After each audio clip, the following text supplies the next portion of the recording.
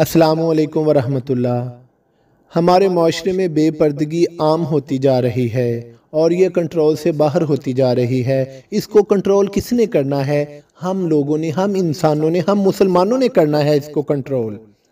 हमारी छोटी छोटी बहनें, मासूम बेटियां 7 साल, 8 साल, 10 साल की, 11 साल की, ये सुबह सुबह स्कूल जाते हैं।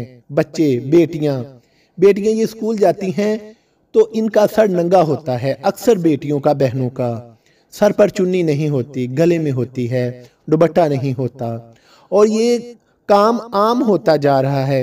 हमें इस पर ध्यान देना होगा। हम अपनी बहनों बेटियों को स्कूल किस लिए भेजते हैं? इसलिए ही भेजते हैं कि इनको तहजीब व तमद्दन का पता चले, अपने कल्चर का पता चले, हमारा मुसलमानों का कल्चर क्या है। इनको उठना बैठना, बोलना चालना, ये सब हुनरमंदी के काम इनको आ जाएं।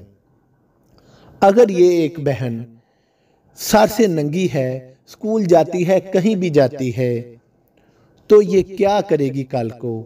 इसके आने वाली नस्ल जो है कैसी होगी?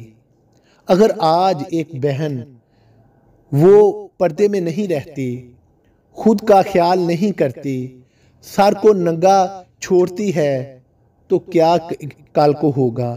कल को माशरे में बदअमनी होगी।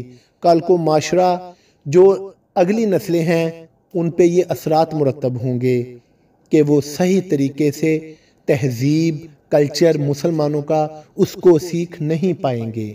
हमें अपनी बहनों बेटियों पर ध्यान करना होगा। उनको पर्दे की तरकीब देनी होगी। उनको बताना होगा कि एक मुसलमान औरत किस तरह काम करती है।